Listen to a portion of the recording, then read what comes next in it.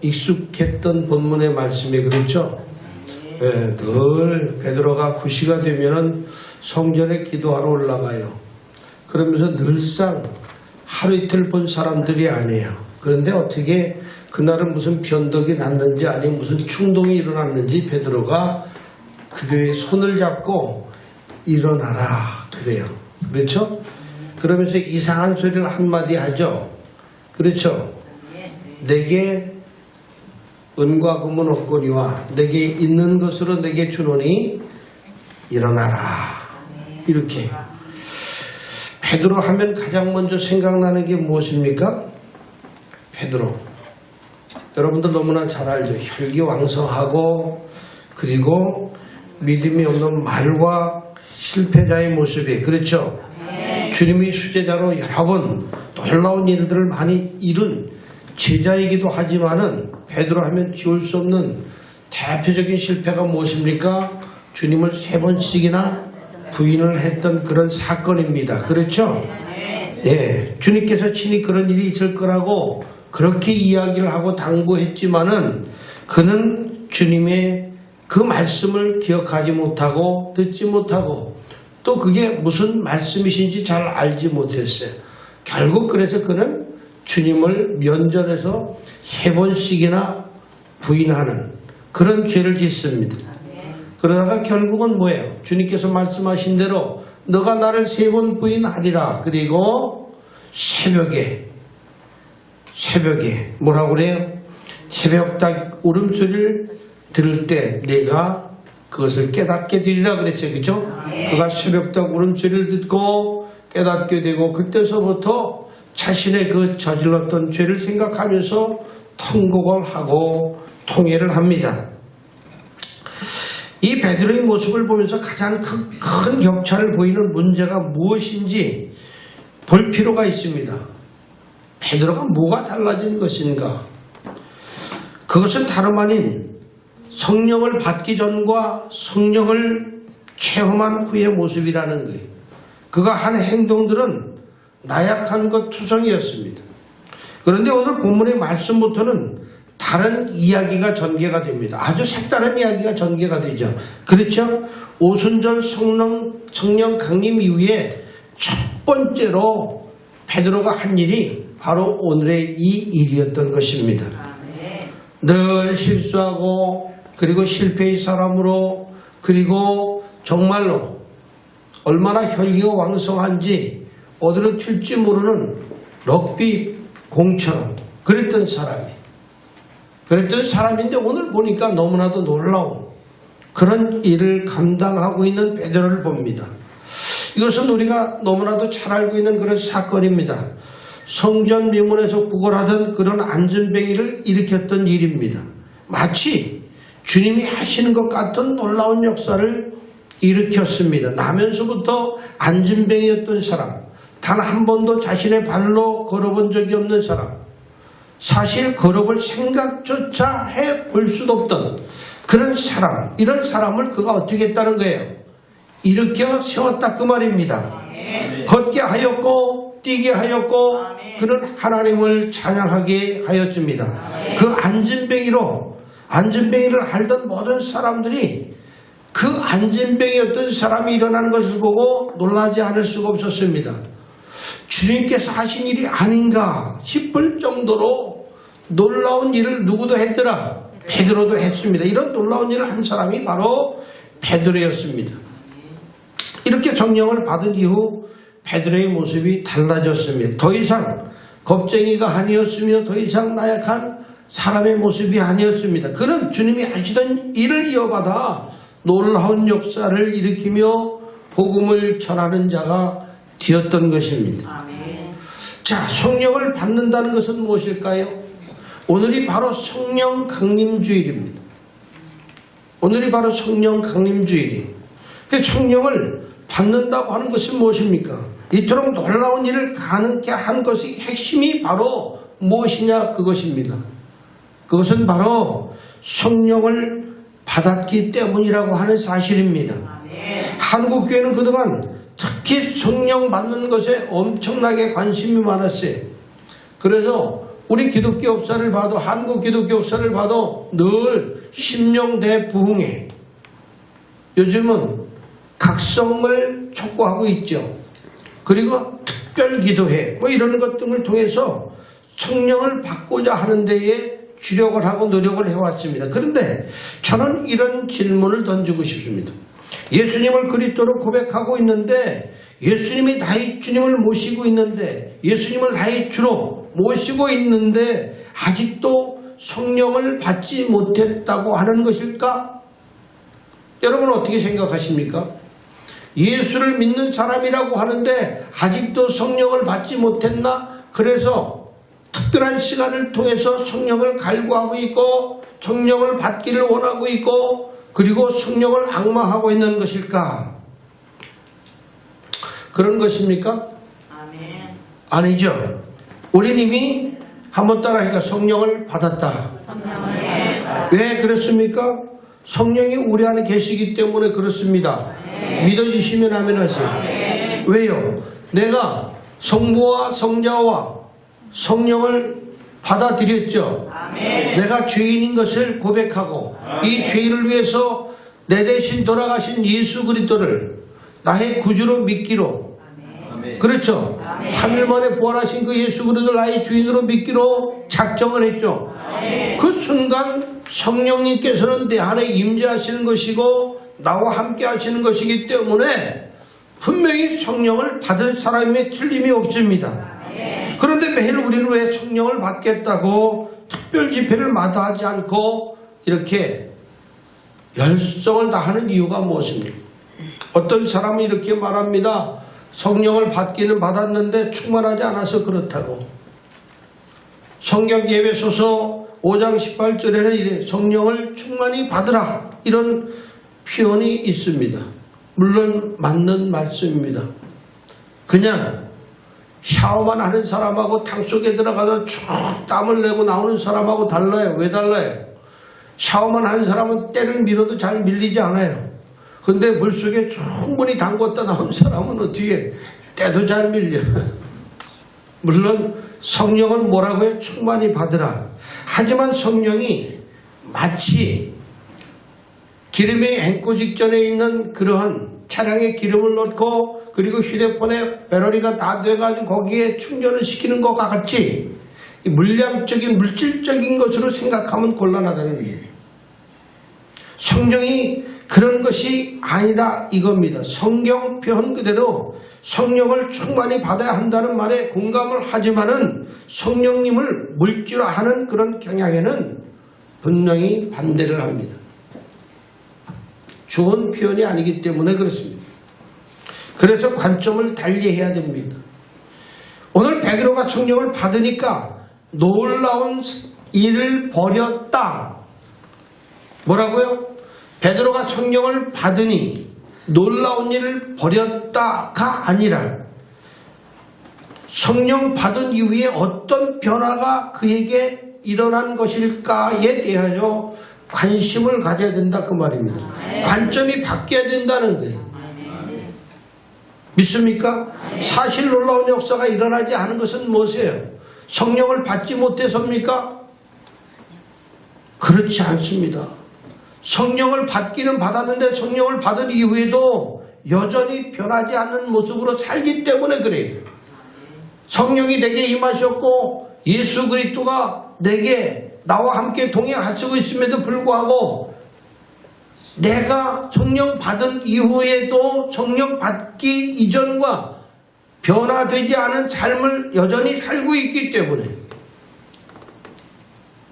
놀라운 일을 할 수 있음에도 불구하고 놀라운 일을 하지 못한다 그 말입니다. 이미 저와 여러분에게는 성령이 있다는 이야기입니다. 성령이 임하시고 계시고 함께 동행하시고 역사하실 수 있다 그 말입니다. 그런데 성령을 받았는데 여전히 성령 받기 전에 사람의 모습으로 변화되지 않은 모습으로 살고 있다는 말씀입니다. 그런 점에서 베드로는 성령 받은 이후에 어떤 변화를 가졌는지를 잘 지금 오늘 본문을 통해서 보여주고 있는 것입니다. 저와 여러분도 주님을 고백하는 자라면 뭐 했다고 해서 이미 성령을 받은 줄 믿으시기 바랍니다. 물론 성령을 충만하게 받기 위해서 신앙적인 열심을 가져야 하는 것은 당연합니다. 그래서 기도하고 성경 보기를 멈추지 말아야 하는 것입니다. 그러나 이제는 더욱더 중요한 것에 관심을 가져야 됩니다. 베드로처럼 성령 받은 사람답게 그 이전의 삶, 그 이전에 살았을 때의 생각이나 가치관이나 목표나 이런 것들이 성령을 받기 전에 가치관, 성령을 받기 이전에 생각, 성령을 받기 이전에 목표가 완전히 사라져야 되고, 성령을 받은 이후에 하나님께서 내게 갈 길을, 그리고 내게 보여주신 비전을, 그리고 나의 목표가 가치관이 달라졌을 것이라는 겁니다. 그래서 달라져야 된다고 하는 것입니다.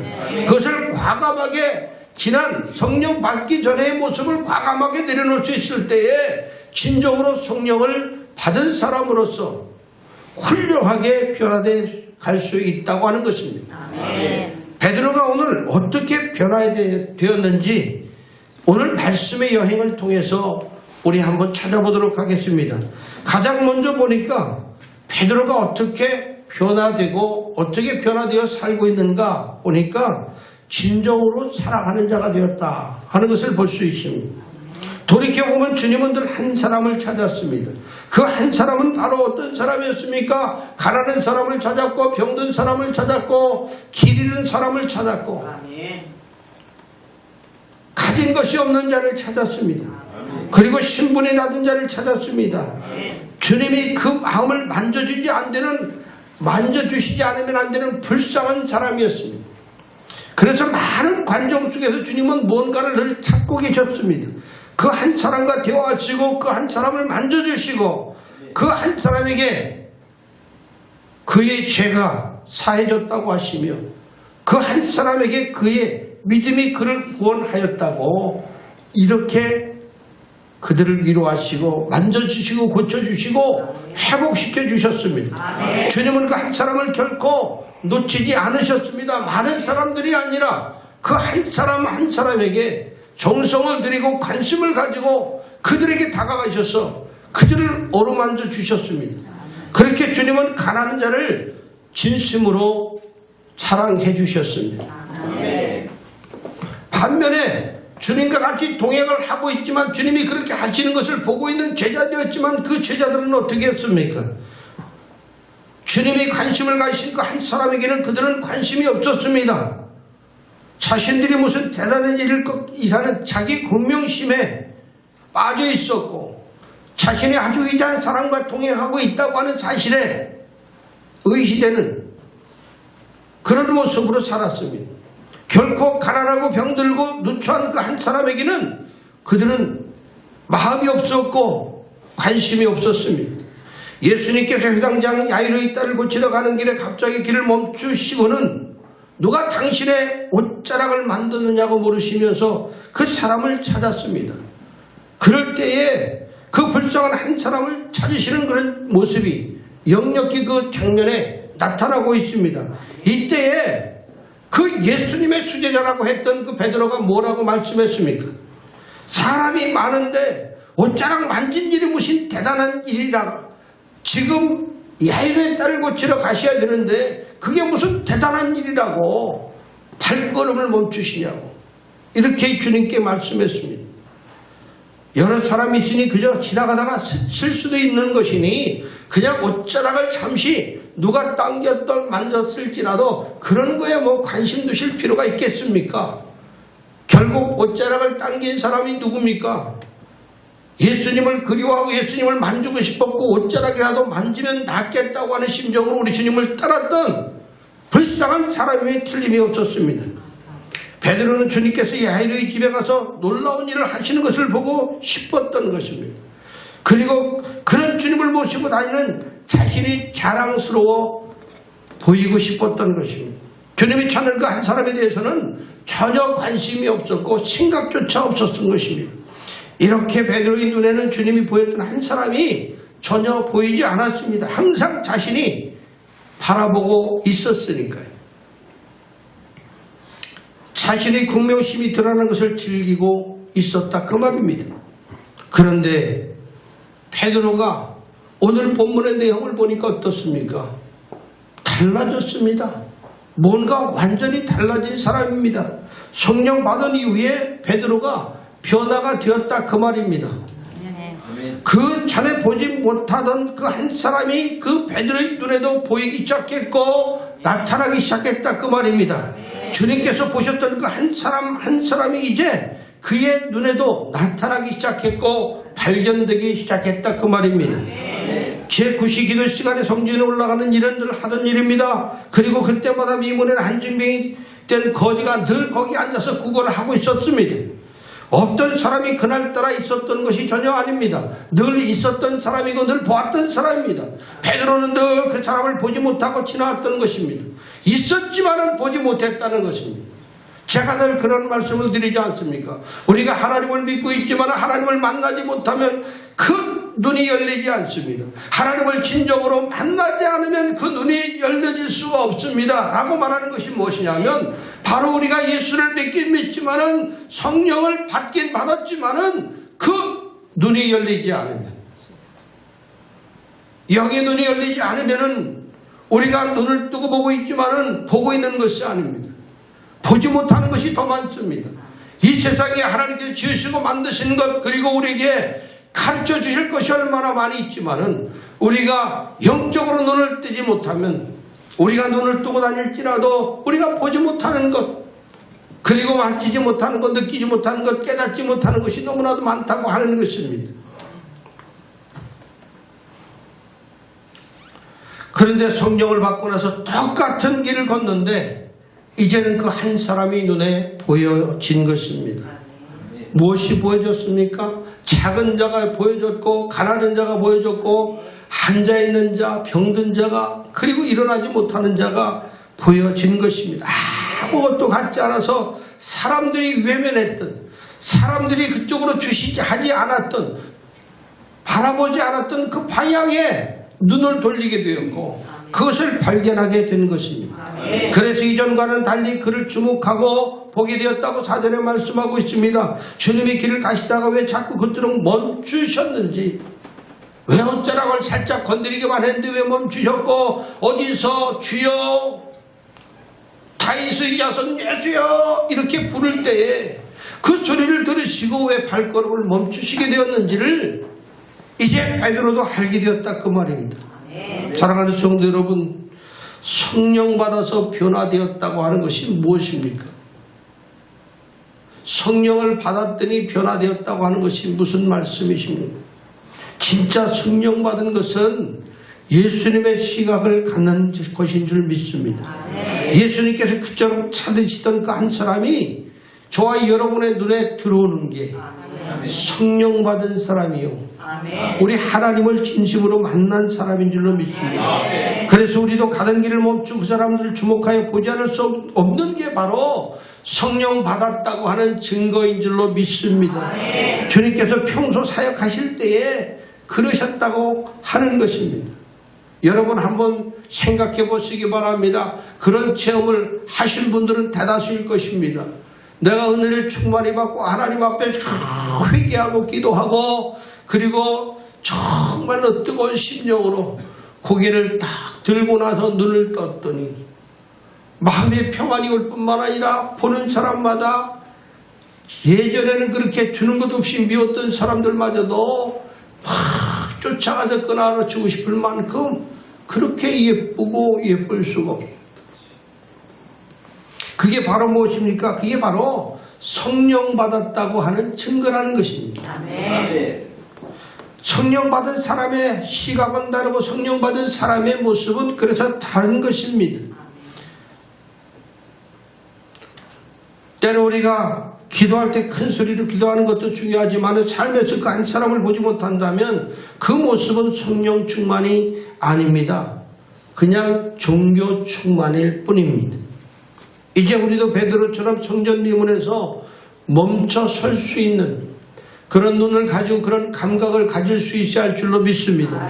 우리가 가던 길이 아무리 바쁘더라도 우리가 가던 길이 멈추게 아까운 어떤 목표가 있을지라도 이제 우리의 발걸음을 멈추고 주님께서 우리로 하여금 보게 하신 것, 성령께서 우리로 하여금 보게 하신 것을 보고 그리고 행할 수 있는 사람이 되어야 할 줄로 믿습니다. 우리가 성령 충만한 사람들, 성령을 받은 사람이라고 하면 어떤 생각이 들겠습니까? 하나님을 알지 못하는 사람, 하나님의 세계를 알지 못하는, 하나님을 믿지 않는 사람, 그들을 본다면 역시 그들은 어떤 사람입니까? 앉아있는 안징뱅이와 같을 것이고 굶주린 자와 같을 것이고 그리고 미래가 보장되지 않은 사람과 같을 것입니다. 그렇기 때문에 그들을 향해서 쫓아가서 예수 믿으십니까? 예수 믿으십니까? 예수 믿으셔야 됩니다. 예수 믿고 천국 가십시오. 교회 다니십니까? 이렇게 묻고 전도하는 줄로 믿습니다. 우리가 가는 길에 있는 가난한 사람, 병든 사람, 약한 사람을 결코 그냥 지나치지 않고 멈추는 사랑이 바로 성령 받은 자의 모습인 줄로 믿습니다. 가난한 자를 사랑할 수 있는 마음을 갖는 게 바로 예수 그리스도의 제자된 모습인 줄로 믿습니다. 성령 받은 증거가 바로 이런 것인 줄로 믿습니다. 그 다음 사랑은 은과 금이 아니라 이미 자신에게 주신 것임을 깨닫게 되었다고 하는 것입니다. 그러니까 오늘 베드로가 그러지 않습니까? 내게 은과 금은 없거니와 내게 있는 것으로 준다고 이렇게 말합니다. 흔히 사람들이 이렇게 말합니다. 뭔가 도우려고 해도 주머니가 있어야지. 뭐가 있어야지 누구를 도울 것 아니겠는가? 내가 뭘 가지는 게 있어야 돕고는 싶지, 마음으로는 원이지, 마음으로는 얼마든지 돕고 싶고 아니면 어떻게 해주고 싶지. 그런데 말이야, 내가 주머니가 비었어. 도울 수 있는 것이 아무것도 없어. 딱히 내 입장에서 그 사람에게 도움이 될 게 없다 그 말이야. 그런데 어떻게 내가 그들을 도울 수가 있겠어?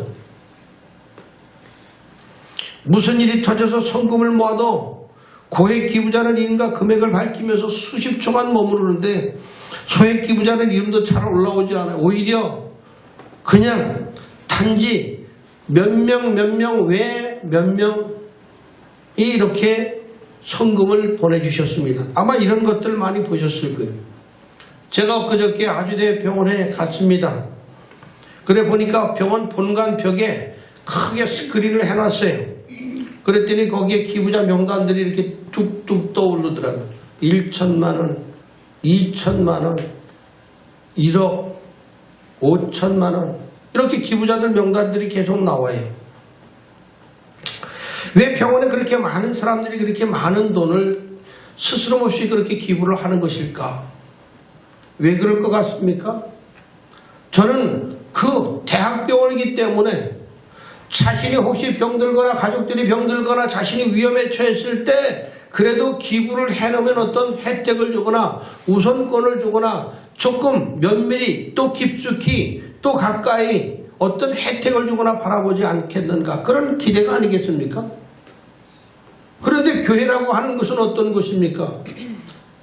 대학병원에서 고칠 수 없는 것, 현대의학으로도 치료할 수 없는 것들을 고쳐내는 것이 바로 교회입니다.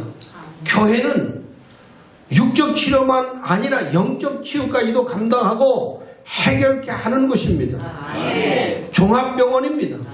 세상 종합병원과 비교할 바가 없는 엄청나게 놀라운 일을 감당하는 종합병원입니다. 그런데 왜 그러면 그 세상 종합병원보다 더 어마어마하게 놀라운 일을 감당하는 그 병원에는 왜 기부자가 없습니까? 이상하지 않습니까? 그것은 바로 오늘 베드로가 보지 못한 것처럼 이 종합병원이 그 종합병원보다 훨씬 더 위대하다는 것을 보지 못했기 때문에 그런 것입니다. 알지 못하기 때문에 그런 것입니다.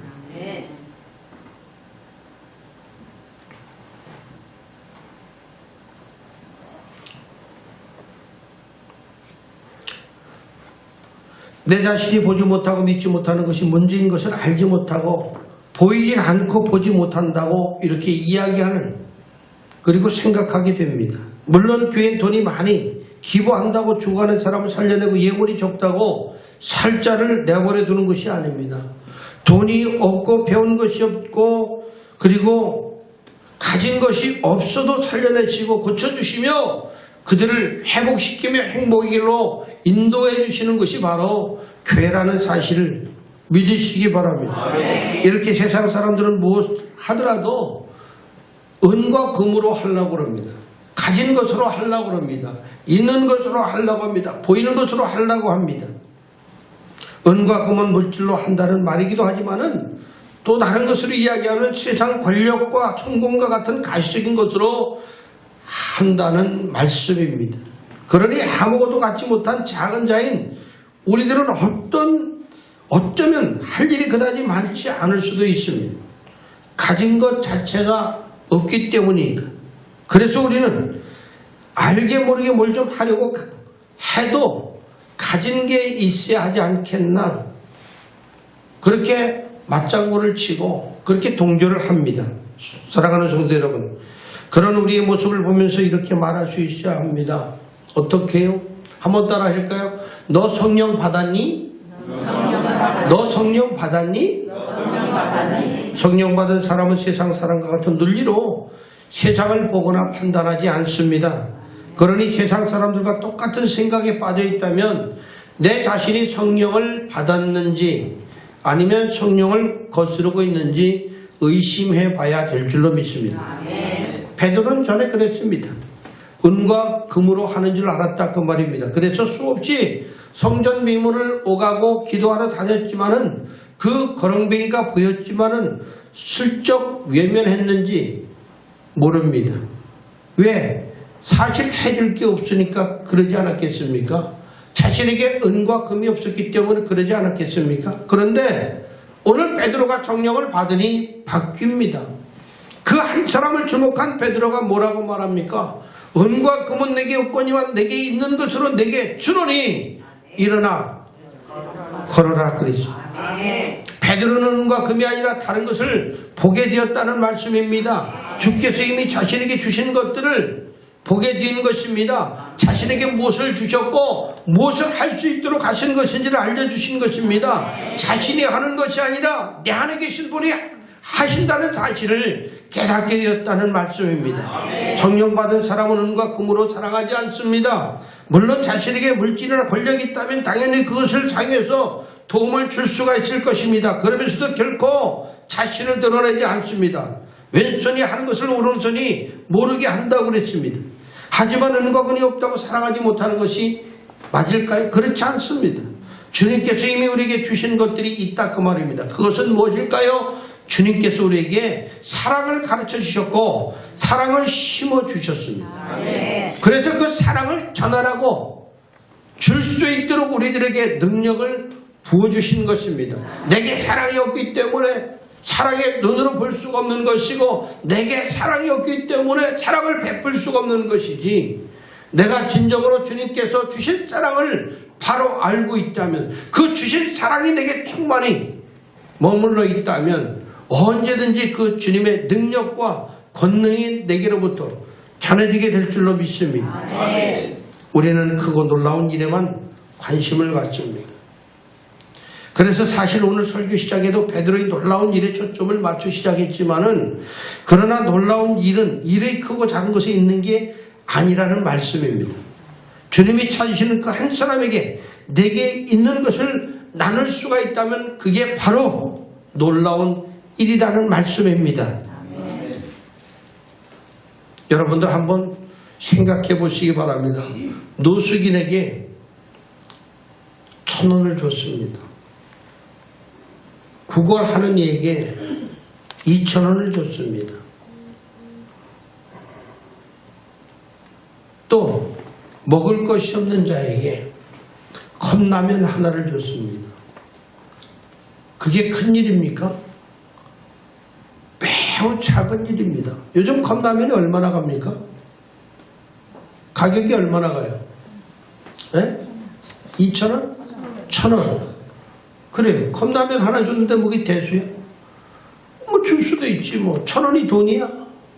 그런데요, 그 작은 것이, 그 작은 일이 살게 되는 통로가 될 수 있다고 하는 사실. 그 한 끼는 그 사람에게 생명을 유지시키는 기적이 될 수 있다는 말씀입니다. 주님이 보시는 그 한 사람에게 하는 일이 결코 작은 일일 수가 없다고 말씀하는 것입니다. 따라서 작은 것이라도 전심으로 나눈 자가 바로 성령을 받은 자인 줄로 믿습니다. 그리고 하나만 더 첨가한다면 그러면서 인간에 대한 예의가 있어야 할 줄로 믿습니다. 무시하는 태도로 해서는 곤란하다 그 말입니다. 주님께서 우리를 사랑하셨듯이 별 볼 일 없는 우리 죄악이 있는 별 볼 일 없는 우리 인생들에게 사랑으로 우리를 찾으시고 보살펴 주시는 것처럼 사랑으로 해야 된다는 말씀입니다. 성령을 받은 자는 은과 금이 없어도 이미 자신에게 주신 것으로 사랑을 전할 수 있으면 된다는 사실을 믿으시기 바랍니다. 마지막으로 간단히 말씀드리겠습니다. 모든 것을 예수님의 이름으로 해야 될 줄로 믿습니다. 성령을 받은 베드로에게 가장 큰 변화가 무엇입니까? 바로 오늘 6절의 말씀입니다. 은과 금은 내게 없거니만 내게 있는 것을 내게 주노니.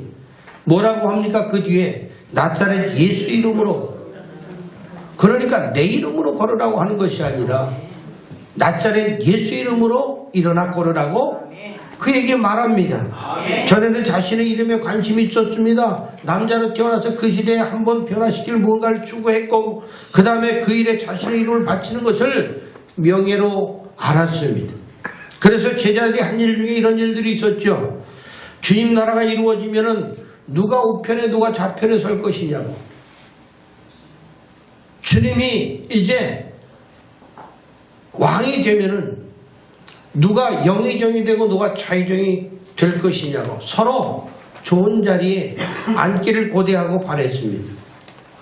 그때 모든 제자들은 어떤 반응을 보였습니까? 분이 났습니다. 질투가 났습니다. 화가 났습니다. 왜 그랬을까요? 선수 칠 것을 놓쳤기 때문에 그랬습니다. 내가 먼저 말할 걸 놓쳐버렸기 때문입니다. 이렇게 그들은 모두 똑같았습니다. 성공하는 데만 관심이 있었습니다. 그 안에 오늘 이 베드로도 있었던 것입니다. 저들은 주님을 따른 것이 자기 이름을 드러내기 위함이었습니다. 저들은 주님을 따르면서도 고생도 하고 놀랄 일도 했지만은 저들은 하나같이 자기 이름을 드러내는 것을 목표로 하고 있었다 그 말입니다. 그런데 베드로가 보여주듯이 성령 받은 이후에 저들은 자신들의 이름이 아니라 예수 그리스도의 이름이 드러나도록 이야기하고 행동하고 살아가고 있는 것을 보는 것입니다. 사랑하는 성도 여러분, 베드로가 나타낸 예수 그리스도의 이름으로 일어나라고 하는 것은 베드로의 생각과 삶과 인생 자체가 완전히 바뀌었다고 하는, 변화되었다고 하는 것을 말씀하고 있는 것입니다. 그의 삶의 목적이 예수 그리스도의 이름으로 바뀐 것입니다. 그의 행동 하나하나가 온전히 예수 그리스도의 이름으로 드러나는 데 목적이 있었다 그 말입니다. 성령 받은 자는 다른 모습이 아닙니다. 자신의 삶을 통해서 그리스도가 온전히 높여지고 그리스도가 온전히 드러나는 것을 바라보는 것인 줄 믿습니다. 자신의 부족으로 인해서 그리스도 이름을 땅에 떨어지게 하는 것이 아니라 성령 받은 사람이라면 진심으로 주의 이름을 높이는 자의 자리에 서서 살아가는 자인 줄로 믿습니다. 바로 주님의 이름을 거룩하게 하는 것입니다. 굳이 퍼포먼스나 연출을 하지 않더라도 삶 자체가 예수 그리스도 때문에 살아가는 그런 사람이 되어야 한다는 것입니다. 그런 모습은 어쩌면 하루 시작할 때 그저 주님의 이름을 부르며 시작하는 것일 수도 있습니다. 또 저녁 하루 일과를 마치고 잠자리에 들 때 주님 앞에 주여 오늘 하루도 저를 보호해주시고 인도해주시는 것 감사합니다. 제 오늘 하루에 지었던 모든 죄악들을 용서해 주시고 주님의 이름으로 사함받게 하옵소서. 평안히 잠들 수 있게 하시고 다시 주님을 바라보는 자가, 주님으로 다시 시작하는 자가 되게 하옵소서. 이렇게만 하더라도 그의 시작과 끝은 무엇입니까? 주님으로. 그리고 사는 중에 늘 주님의 이름을 부르게 될 줄로 믿습니다. 혹 주님을 때는 잊었을지라도 주님 제가 또 주님을 잊었네. 이렇게 주님 앞에 다시 회심하고 돌아서서 주님의 이름을 부를 수 있는 자가 되어야 될 줄로 믿습니다. 아멘. 우리도 베드로처럼 변화된 사람이 되기를 원합니다. 아멘. 변화된 모습이 나타나기를 원합니다. 아멘. 주님이 찾으신 그 한 사람에게도 우리도 시선을 멈추는 자가 되어야 될 줄로 믿습니다. 아멘. 그래서 오늘 주일 예배를 마치고 오후 예배는 우리가 말씀을 듣고 그 말씀을 가지고 지속적으로 되새김하는 것도 훌륭한 일이겠지만 되새김만 하고 늘 앉아있는 자가 아니라 오늘 우리가 성령을 받은 자는 바로 오늘 베드로가 이제 밖에 나가서 그 주께서 보여준 그 한 사람 한 사람을 향해서 그 주님의 능력을 행함으로 말미암아 그가 앉았던 일어나지 못하던 걷지 못하던 자리에서 일어났던 것처럼 또 주님을 알지 못하던 사람들이 주님을 만나게 되고 주님을 찾게 되고 영의 눈이 떠지게 되는 것처럼 바로 저와 여러분이 그 일을 향해서 실천하는 그런 시간을 갖게 될 줄로 믿습니다. 아멘. 오늘 가능하시면 우리 교회가 일생일대에 오후 예배 처음으로 전부 다 예배가 아니라 실질적으로 그 예배를 현장에 나가서 실천하는 일에 단 한 사람도 빠지지 마시고 어깨띠를 두르기만 하고 같이 그 무리만 따라가셔도 아 예수 믿는 사람들이 이 넓은 세상에 주가는 우리들을 위해서 하나님을 알지 못하는 이들을 위해서 나왔구나. 아마 이것 하나만 가지고도 얼마든지 하나님께 영광이 될 줄로 믿습니다. 아멘. 그리고 가서 힘 있는 자들은 충만한 자들은 그 주님의 이름을 외치고 부르짖고 그들에게 복음을 전해 그들로 하여금 진정으로 하나님께로 돌아오는 그런 일이 될 때 나만 변화되는 것이 아니라 그들까지도 변화시키는 놀라운 능력의 자리에 서게 된다고 하는 사실을 믿으시기 바랍니다. 아멘. 꼭 변화된 사람은 어떤 사람입니까? 바로 성령 받은 사람입니다. 성령 받은 사람은 행하는 사람이고 실천하는 사람이고 그리고 우리가 지금까지 보지 못했던 것을 보는 자고 보는 자는 그 주님이 바라보던 곳입니다. 인간의 육의 모습으로 바라보던 것이 아니라 주님이 바라보던 곳임을 깨닫고 우리도 주님의 그런 영안을 가지고 그렇게 죽어가는 영혼들을 바라보고 그들을 주께로 인도하는 주님의 귀한 자녀들이 되시기를 주 이름으로 축원합니다. 하나님 아버지 오늘도 주님께서 저희들을 축복하시고 귀한 자리에 부르심을 감사합니다. 이제 하나님께서 오늘 베드로가 변화 입어 주님의 모습으로 닮아간 것처럼 우리도 아버지 하나님 변화를 있게 하시고 성령 받은 사람으로서 그 사명을 다하게 하여 주옵소서. 예수 그리스도 이름으로 축복하며 기도하옵나이다. 아멘.